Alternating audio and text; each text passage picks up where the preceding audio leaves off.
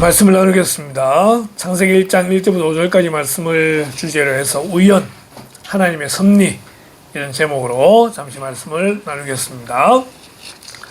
자, 우리가 다루고 있는 내용은 우리 총회에서 나온 하나 바이블이라고 하는 그러한 일련의 공통된 주제를 가지고 말씀을 다루고 있는데, 이 하나 바이블은 6년 동안 6개의 주제를 다루게 됩니다. 그 중에 특별히 이제 올해가 마지막 주가 되는데 세계관을 다루게 되는데, 오늘부터 4주 동안 특별히 이 시대의 세계관을 좀 다루려고 합니다. 세계관이 뭐냐라고 할 때 안경으로 비유를 많이 합니다. 어떤 안경을 쓰고 보느냐에 따라서 보는 게 달라지더라는 것이죠. 그림 속에 보게 되면 특별히 이제 홀리 바이블이라고 하는 이러한 성경을 가지고 이 세상을 바라보는 그런 모습을 보여주게 됩니다. 4주 동안 우리가 살펴볼 세계관은, 오늘은 자연주의를 다루게 되고요. 다음 주에는 상대주의를 다루게 됩니다. 그리고 세 번째로는 개인주의, 네 번째는 소비주의. 이 네 가지가 현재 우리나라를 비롯해 전 세계적으로 이 사상을 지배하고 있는 그런 세계관에 대표되는 모습으로 비유하면서 성경은 여기에 대해서 어떻게 말하고 있는지를 우리가 함께 다루게 될 것입니다. AI를 통해서 자연주의가 뭐냐 찾으니 이렇게 나옵니다. 자연주의는 초자연적인 것을 배제하고 세계의 모든 현상과 근본 원리를 오직 자연계의 물질이나 법칙으로 설명하려는 철학적 예술적 태도입니다. 이 개념은 철학, 문학, 미술 등 다양한 분야에서 다르게 적용되어 왔다라고 이렇게 설명하고 있습니다. 여기서 세 가지를 보게 되면, 첫 번째로는 초자연주의를 배제합니다. 기적을 인정하지 않고요. 결국은 신을 인정하지 않는 그것이 자연주의다 라고 볼 수 있고, 두 번째는 세계의 모든 현상과 근본 원리를 오직 자연계의 물질이나 법칙으로 설명하려 한다라고 할 때에 자연 법칙을 신뢰한다. 눈에 보이는 것만 신뢰하고 눈에 보이는 걸 인정하지 않는 것이 자연주의다라고 말할 수 있습니다. 나름대로는 과학적 방법론을 주장하지만 실제로 모든 것이 가설로부터 출발하기 때문에 이 자연주의는 사실상 불완전한 것이라는 것이 우리의 생각이지만, 세상은 그것을 오히려 과학적이라고 말하고 있습니다. 그러게 자연주의가 뭐냐? 오늘 주보에 나와 있는 그림처럼 모든 존재와 사건을 물질과 자연 법칙으로 설명하려는 세계관입니다. 세계와 생명의 기원, 그리고 인간의 존재까지 우연한 사건이 겹쳐서 일어난 결과로 봅니다. 그래서 이 자연주의의 가장 중요한 단어 중에 하나가 뭐냐? 우연입니다. 우연. 우연에 대한 단어의 설명이 되죠. 아무런 인과관계가 없이 뜻하지 아니하게 일어난 일. 자연스럽게.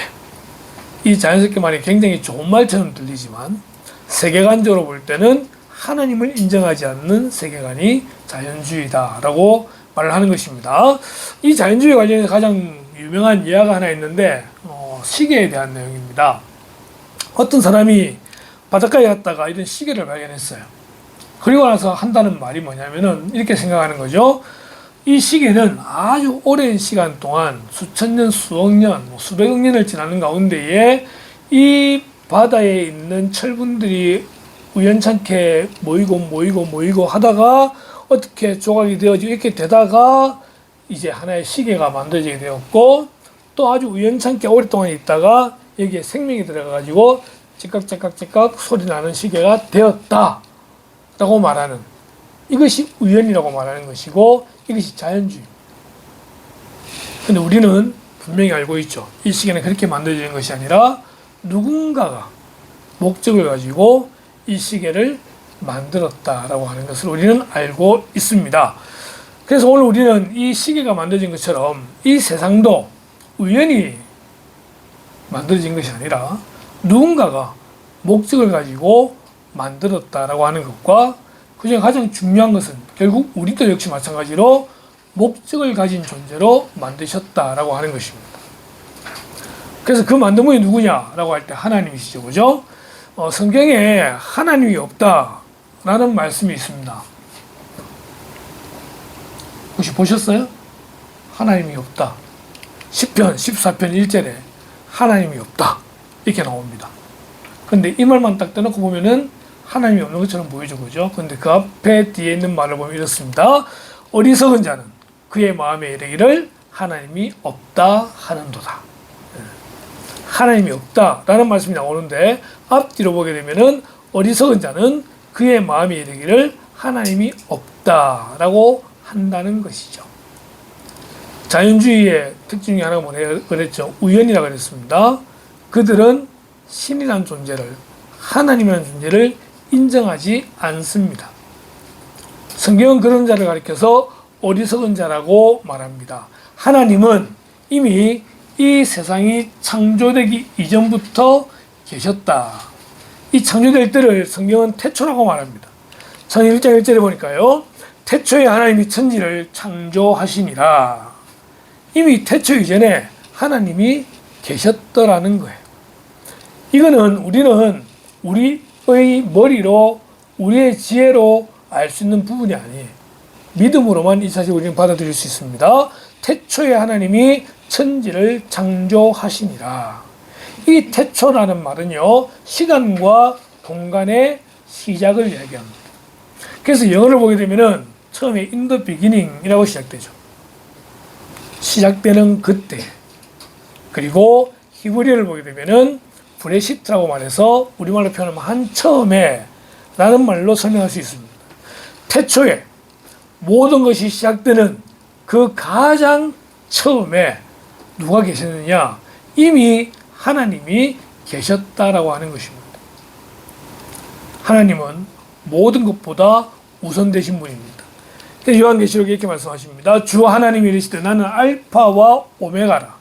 이제도 있고 전에도 있었고 장차 올 자요 전능한 자라 하시더라. 하나님은 알파가 되시고 오메가 되십니다. 헬라어, 그리스어에 가장 처음 나오는 글자가 알파고 가장 마지막 자가 오메가입니다. 처음이 되고 마지막이 되는데 이거는 이 세상 창조되기 이전에 하나님이 계셨던 걸로 설명하고 있는 것입니다. 골로새서에도 마찬가지로 이렇게 되어 있습니다.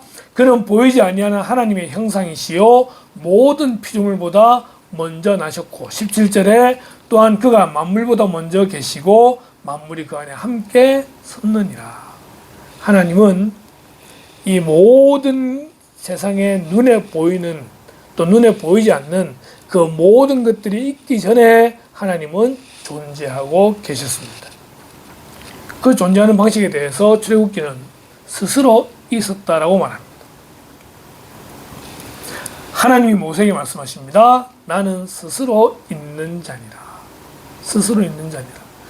여러분, 하나님께는요, 공유적인 성품이 있고 비공유적인 성품이 있습니다.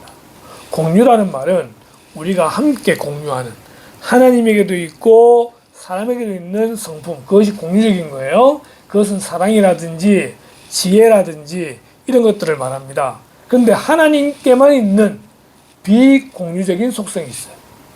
그 중에 가장 첫 번째가 뭐냐? 자존성입니다. 스스로 계시는 분이죠.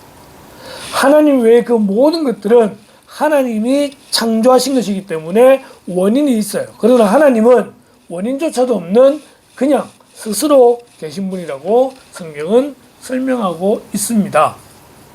그러기에 그 하나님을 인간은 이해할 수 없습니다. 모든 것을 다 알 수가 없습니다. 하나님은 신비의 존재시고 우리는 그 신비에 대한 부분은 신비로 남겨두어야 하는 것입니다. 그 하나님께서 천지를 창조하십니다. 창세기 1장 1절 태초에 하나님이 천지를 창조하시니라. 스스로 계신 그 하나님께서 온 우주를 창조하셨다는 것입니다. 우리는 이 창조를 믿습니다.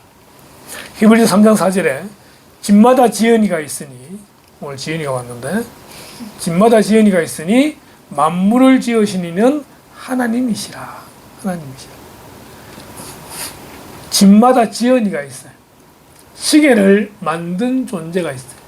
마찬가지로 이 우주와 모든 만물을 지으신 그분이 계신데 바로 그분이 하나님이시더라고 하는 것입니다. 요한복음 1장 3절 같이 한번 읽겠습니다. 시작. 만물이 그로 말미암아 지은 바 되었으니 지은 것이 하나도 그가 없이는 된 것이 없느니라. 아멘. 만물이 그로 말미암아 지은 바 되었다는 거예요. 우리는 이 자연을 자주 사용합니다. 자연이라는 말 자주 사용하는데 제가 아는 분은 자연이라는 말을 사용하지 마라. 자연은 스스로 된 건데 스스로 계신 분은 하나님 한 분이시고 그 외에는 하나님이 만드신 것이기 때문에 만물이라는 말을 사용하라고 말씀하셨습니다. 만물이 그로 말미암아 지은 바 되었다는 거예요. 지은 것이 하나도 그가 없이는 된 것이 없다라고 말씀하십니다. 골로새 1장 16절 만물이 그에게서 창조되되 하늘과 땅에서 보이는 것들과 보이지 않는 것들과 혹은 왕권들이나 주권들이나 통치자들이나 권세들이나 만물이 다 그로 말미암고 그를 위하여 창조되었다고 말하고 있습니다. 하나님께서 이 세상을 창조하셨다. 우리는 분명한 믿음을 가지고 있습니다. 태초 이전에 계신 스스로 존재하신 하나님께서 천지를 창조하셨습니다. 자, 창조된 것은 분명한 목적이 있습니다. 아까 말했던 시계는 시간을 보여주는 목적이 있다는 거죠. 집은 사람이 거하는 목적이 있습니다. 모든 만물을 창조하실 때 하나님은 분명한 목적을 두고 창조하셨어요. 우연히 만들어진 것이라면은 거기에는 목적이 있을 수 없습니다. 그건 우연이기 때문에. 그러나 사람과 모든 만물은 목적이 있다라고 하는 것인데 읽었던 1장 16절 이 말씀 뒤쪽에 보니까 그를 위하여 창조되었고 창조의 목적은요 하나님입니다. 우리는 이 부분을 참 이해하기 어려운데 하나님은 당신 스스로를 위해서 이 온 우주를 창조하셨고 만물을 창조하셨고 우리를 창조하셨다라고 하는 것입니다. 그 스스로 영광 받으시는 것이 첫 번째 목적이에요. 그러기에 우리는 하나님을 위한 존재라는 것을 기억해야 됩니다. 내가 주인이 아니라 나를 창조하신 나를 만드신 그 하나님을 위하여 내가 존재한다는 것을 기억해야 되는 거예요. 우리의 존재 가치는 바로 거기에 있습니다. 내가 주인공이 아니고 나는 하나님을 위하여 존재하는 자다.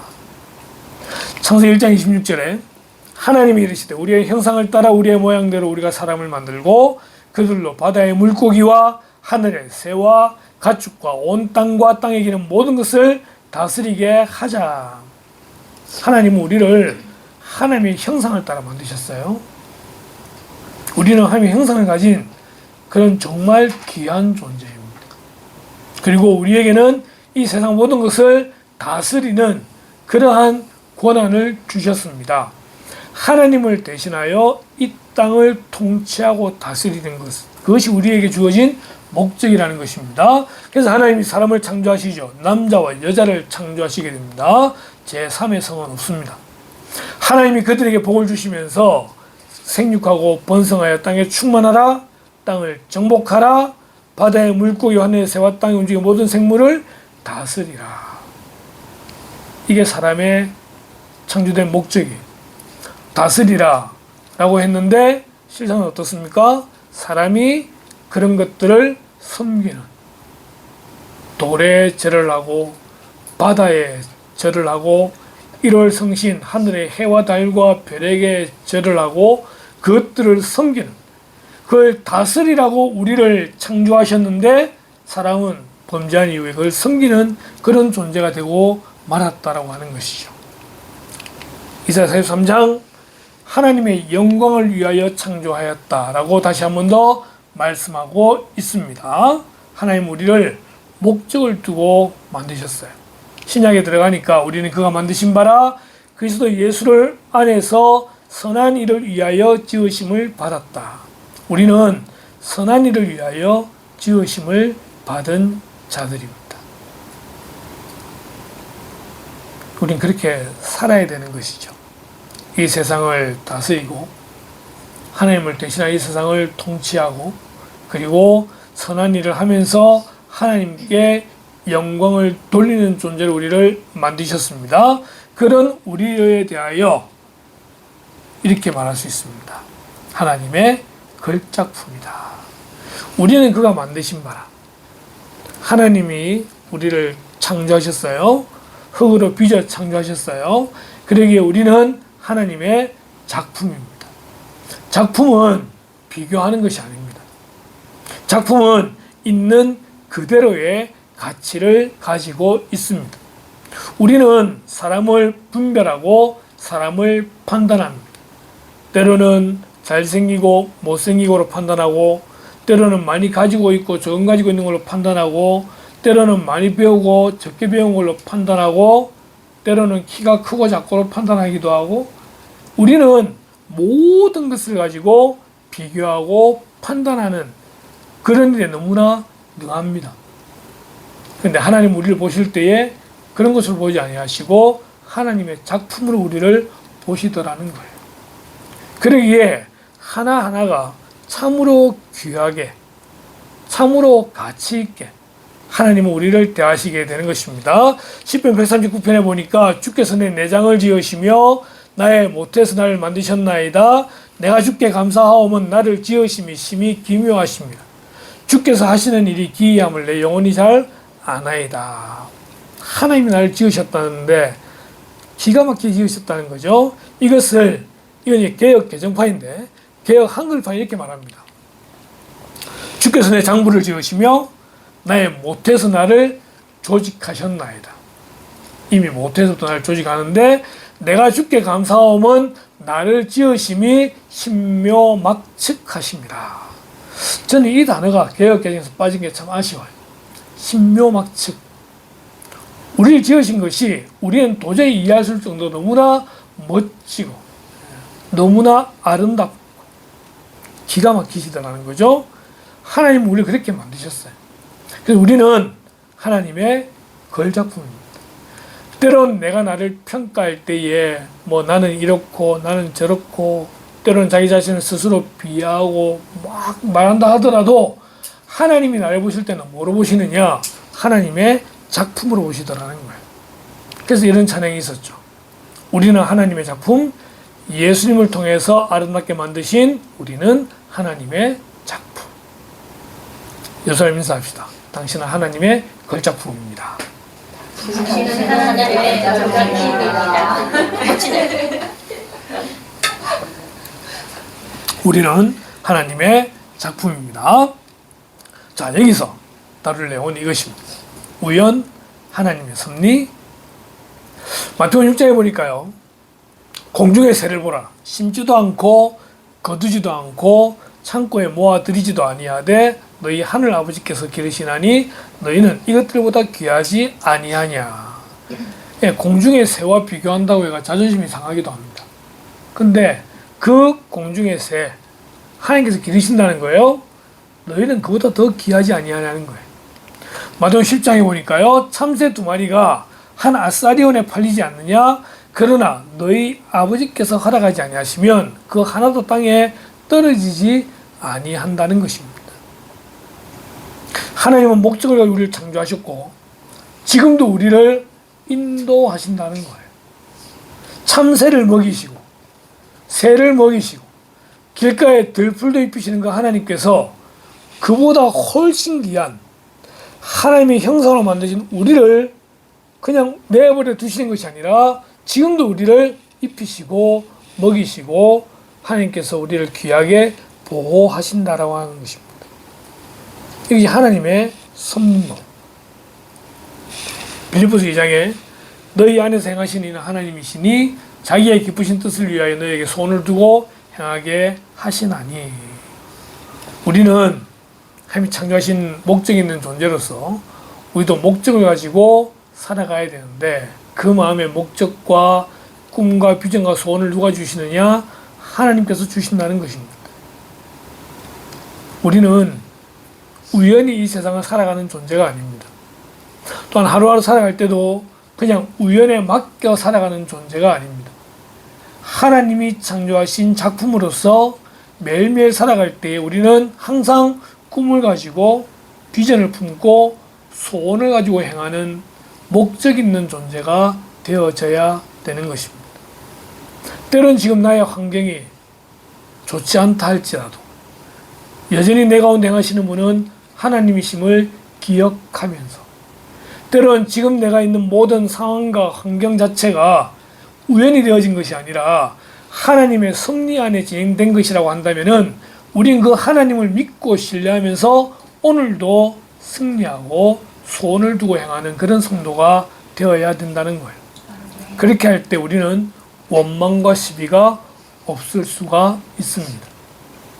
그게 아니라면은 우린 매일 원망하고 매일 시비하고 싸우고 다투는 그런 존재가 되고 말 거예요. 우리 가운데 있는 모든 것이 결코 우연일 수 없습니다. 목적을 두고 하나님의 섭리 안에 있는 그런 존재가 저와 여러분들입니다. 자연주의는 이것을 거부합니다.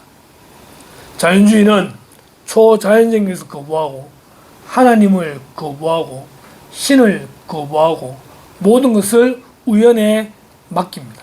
그러면서 그것을 과학적이라는 말로 위장시키고 있는 것이죠. 그래서 그런 듯이 보입니다. 그러나 그것은 거짓입니다. 하나님이 우리에게 목적을 두고 하루하루 행하시기를 원하고 계시는 그런 것을 우리가 기억해야 됩니다. 자, 오늘 본 말씀 보니까 하나님이 보시기에 좋았더라는 말씀이 있습니다. 우리가 우연과 하나님의 섭리를 다루고 난 다음 두 번째는 하나님 보시기에 좋았더라는데, 하나님이 창조하시고 난 다음에 보시니까 보시기에 좋았더라는 거예요. 보시기에 좋았더라. 첫째 날 창조하시고 난 다음에 보시기에 좋았더라. 둘째 날은 빠져 있는데 셋째 날, 넷째 날 전부 다 좋았더라가 있고 마지막 31절에 하나님이 지으신 그 모든 것을 보시니 보시기에 심히 좋았더라. 하나님은 모든 지으신 것을 보실 때 심히 좋았다라고, 아름다웠다라고, 조화로웠다라고 말을 합니다. 이 자연주의 대표되는 세계관이 진화론인데요. 진화론은 생물은 진화하는 것이라는 주장이로 1859년에 다윈이 이제 체계화하였는데, 이때부터 학문들이 하나님의 창조를 제껴놓고 이 진화론에 초점을 맞추어서 오게 됩니다. 그런데 이 진화론의 가장 중요한 단어 중에 하나가 뭐냐면은 적자생존입니다. 적자생존. 환경에 적응하는 생물만이 살아남고 그렇지 못한 것은 도태되어 멸망하는 것, 그런 현상을 적자생존이라고 그러거든요. 그러니까 진화론에서는요, 강한 자가 이깁니다. 그 강한 자가 약한 자를 짓밟고 올라서는, 뭐 동물도 그러고 모든 게 다 그런 거예요. 그래서 나오는 말이 약육강식이라는 말이 등장을 하게 되는 겁니다. 약한 자가 강한 자에게 먹힌다는 뜻으로 강한 자가 약한 자를 희생시켜서 번영하거나 약한 자가 강한 자에게 끝내는 멸망됨을 이르는 말. 그래서 우리는 이 세상을 가리켜, 이 사회를 가리켜서 적자생존, 약육강식이라는 말이 너무나 당연하게끔 되어져 있는 그런 세상에 우리는 살아가고 있습니다. 너무나 그런 말 자주 듣잖아요. 이 세상이 그런 세상이다. 그런데 과연 하나님이 만드신 세상이 그런 세상이었느냐? 아니에요. 하나님 만드신 세상은 보기에 좋았던 세상이에요. 아름다웠던 세상이었고 질서가 있고 조화로운 그러한 세상이었습니다. 강자가 약자를 잡아먹는 게 아니라 강자가 약자를 배려하고 함께 어울리는 그러한 세상이 하나님이 창조하신 세상이었다는 것입니다. 자연주의는 그것을 거부합니다. 자연주의는 강한 자가 더욱더 강해지고 약한 자는 죽어야 되는 그런 세상을 말하지만 성경은 그렇게 말하지 않습니다. 치열하게 숨막히는 순간들이라는 노래가 있습니다. 그 노래에 보니까요, 불확실한 페이크, 사실스러운 말 헤이트, 열길 물속 페이드, 적합했던 포즈, 유린했던 타임, 새삼스러운 워드, 쭉 등장하면서 마지막에 목놓아 또 외쳐 바뀌어져갈 세상. 이 노래를 저는 몰라요. 모르는데 말씀 준비하는 가운데 치열하다는 말, 이것 때문에 검색을 하다 보니까 이런 모습이 등장하더라고요. 연못 그 위에 춤 사이 휘청거리며 무너진 보드라인 정점 그 목표와 무관한 행여 다시 볼 끝 지점 컷라인 현실은 목매어 울고 이성은 할 말을 잃어 낯설은 선택의 폭에 불편한 난처한 파도 수많았던 질문과 생각들을 헤엄쳐간 손에는 닿을 거리 속 잡지 못할 내 그림자. 이건 좀 어려운 부분인데 너 역시도 나처럼 치열하게 싸워주길. 참 치열하다는 느낌을 가지게 만듭니다. 이 세상은 치열하지 않으면 안 되는 세상처럼 보입니다. 누군가 죽이지 않으면 내가 죽는 그런 치열하게 숨막히는 세상이 지금의 세상인 것 같습니다. 하나님은 이런 가운데 우리에게 경쟁이 아닌 함께함의 모습을 이야기합니다. 이사야 11장에 보니까요. 그때의 이리가 어린 양과 함께 살며 표범이 어린 염소와 함께 누우며 송아지와 어린 사자와 살찐 짐승이 함께 있어 어린아이에게 끌리며 암소와 곰이 함께 먹으며 그것들의 새끼가 함께 엎드리며 사자가 소처럼 풀을 먹을 것이며 젖 먹는 아이가 독사의 구멍에서 장난하며 젖된 어린아이가 독사의 굴에 손을 넣을 것이라 라고 해서 사자가 어린 양을 잡아먹고 독사가 손을 무는 그런 것이 아니라 함께 어우러지는 모습을 우리에게 보여주는 것이죠. 어떤 이단은 이것을 지상낙원이라고 말을 합니다. 우리는 그 지상낙원이 오면 좋겠지만 지상에서는 불가능함을 알고 있습니다. 우리는 이후에 천국에서 이러한 모습을 우리가 체험하게 될 텐데 이 내용 실제 그대로 말고 강자와 약자가 함께 어우러지게 되는 적자, 강한 자가 정말 약한 자를 돌보며 함께 교제하는 그 아름다운 모습의 천국을 우리는 기대하게 되는 것이죠. 히브리 10장에 서로 돌아보아 사랑과 선행을 격려하라고 말을 합니다. 그림을 찾다 보니까 이런 그림이 보이더라고요. 사자와 어린 양과 표범과 함께 어울리는 이런 모습을 보여주고 있는데 이 그림을 잘 보셔야 됩니다. 이 그림 말고 또 다른 그림이 있는데 흔히 말한 아까 말했던 지상낙원을 이야기했던 여호와의 증인의 그림들이 많이 보입니다. 여호와의 증인은요 예수님을 인정하지 아니하고요 이 세상 가운데 하나님의 징계 없이 천국만 존재한다라고 말하는 게 여호와의 증인입니다. 여호와의 왕국이라 불리는 것이죠. 하나님은 사랑의 하나님인데 그 하나님께서 왜 굳이 지옥을 만들어 가지고 벌을 주겠느냐, 그 지옥은 없다라고 말하는 거죠. 그리고 이 세상에 지상낙원이 있다라고 말을 합니다. 이단이라고 말을 하는 겁니다. 여러분 이런 책이 있습니다. 우리는 천국으로 출근한다. 여러분의 가정, 여러분의 직장 천국이 되면 참 좋겠습니다. 그 천국은 함께 하는 곳입니다. 함께 어우러지는 곳입니다. 서로 경쟁하고 적자 생존, 약육강식 이러한 세계관이 아니라 함께 하나님께 지음받은 그런 존재로 서로를 바라보는 거예요. 이게 쉽지 않지만 그걸 이루신 분이 있죠? 예수님이십니다. 예수님은 십자가에서 스스로 죽으셨습니다. 이 세상을 창조하신 창조주 하나님입니다. 그분은 천사들을 동원해서 그 로마 군대를 물리칠 수 있는 능력이 있으신 분이세요. 그런데도 그분은 그 모든 것을 다 내려놓고 십자가에 달려 돌아가셨어요. 그리고 그 보혈로 우리를 구원해 주시고 우리를 하나님의 자녀로 만들어 주셨습니다. 세상은 이런 사람을 바보라고 말을 합니다. 그렇게 하지 않아도 다른 방법이 있는데 하지만 예수님은 그 십자가의 죽음으로 당신의 사랑을 보여주셨다는 것입니다. 우리가 있는 곳이 천국이 되기를 원한다면 우리는 어떻게 해야 될까요? 이 세상이 자연주의로 가득해서 서로가 서로를 물고 물리고 죽고 싸우는, 내가 상대를 죽이지 않으면 내가 죽는 이런 세상 가운데 우리는 과연 어떻게 해야 될 것인가를 고민하게 되는 것입니다. 우리는 하나라는 찬양이 있습니다. 제가 가장 좋아하는 찬양인데 가사를 보게 되면은 이게 5절까지 있어요.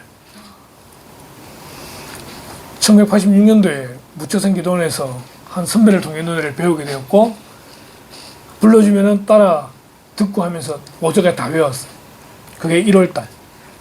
그리고 2월달에 대학을 합격하고 이제 오리엔테이션 떠날 때에 그 차내 다 돌아가면서 하면 소개하잖아요. 소개할 때 노래를 다 불러야 되는 거예요. 5절까지 불렀어요, 제가. 예, 돌 맞을 뻔했다.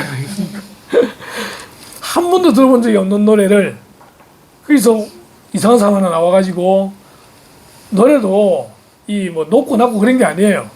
그냥 밋밋해요. 가사가 좋아서 그렇지. 그럼 5절까지 부르고 들어갔으니까. 지금 벌써 40년이 지났는데, 이 노래를 배운 지가. 그 다음에 1988년도에 윤복지 권사님이 올림픽을 기념해서 한강공원에서 그 공연이 있을 때 이 노래를 처음으로 불렀습니다. 그러니까 그 노래가 공식적으로 등장하기 전에 이미 노래를 배워서 불렀었는데, 이제 이 가사가 있는데 이 가사를 안 보고 직접 노래를 지금 듣게 될 겁니다. 그 노래 가운데에 가사가 다 나오니까 보시면 되겠고, 이 가사가 이렇게 5절까지 다 있어요. 다 있는데 이제 영상으로 보고 설교를 마무리하려고 합니다. 이 영상이 있는지 몰랐습니다. 이 노래를 2명이 불렀는데, 한 명은 윤복희 권사님이고 한 명은 안치환 씨가 불렀어요. 우리는 하나라는 곡인데, 윤복희 권사님이 불렀던 좀 아주 흐릿한 영상이 있습니다. 그리고 이거 갖다 가장 최근에 불렀던 사람은 송정미 사모입니다. 그것도 다운을 다 받았는데 이 장면이 있을 줄은 몰랐습니다. 윤복희 권사님이 작년에 트로트 최광자들과 함께 불렀던 찬양입니다.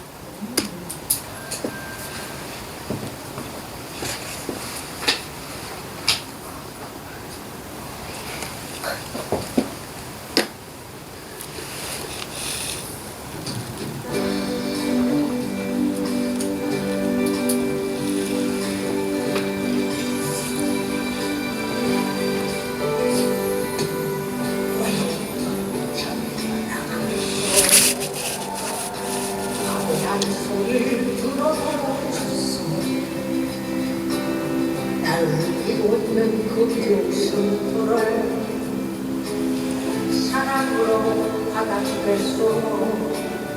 이 모든 것이 나의 것을 당신은 저에게 알려주소. 당신의 사랑은 너무나 넓고 크고 그래서 나는 사랑하겠소.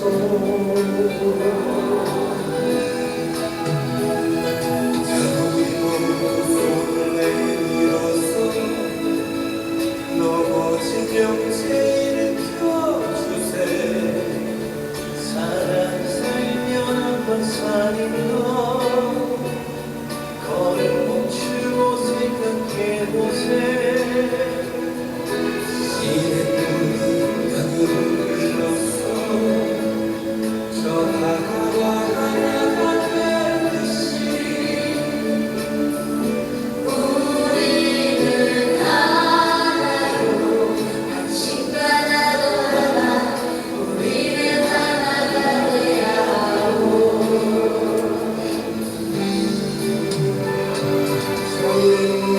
손에 손을 잡고 저 험한 벌판을 걸어가세. 하나도 영풍도 지나고 캄캄한 밤도 지나갈 거요. 산을 올라갈 때도 있어. 푸른 소원도 지날 거요. 서로를 위하고 우리가 사랑하면 모든 것은 비켜나갈 거요. 지금까지 지나가는 비로소 하늘이 않고 그리고 죽고 남는 것은 말 안에도 우리 되지 않소.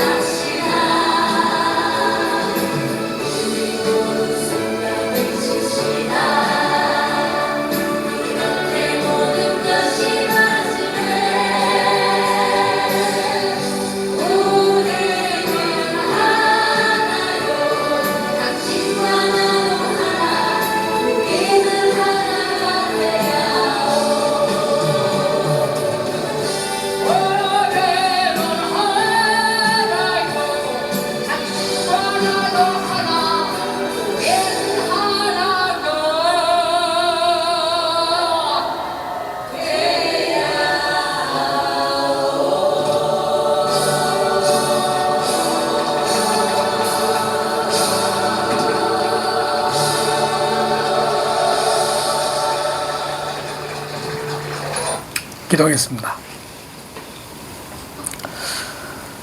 하나님, 이 세상은 하나님을 인정하지 아니하고 모든 것을 우연에 맡겨 살며 특별히 적자 생존, 약육강식이라는 말에 따라 서로를 죽고 죽이는 그러한 너무나도 가슴 아픈 그런 시대를 살아가지만 우리는 하나님을 믿는 사람들로서 하나님의 존재를 인정하고 우리를 목적 있는 존재로 만드셨으며 하나님의 작품이기에 서로가 서로를 더욱더 인정하고 세워주고 높여주며 함께하는 아름다운 공동체가 될 수 있도록 인도하시기를 간절히 소원합니다.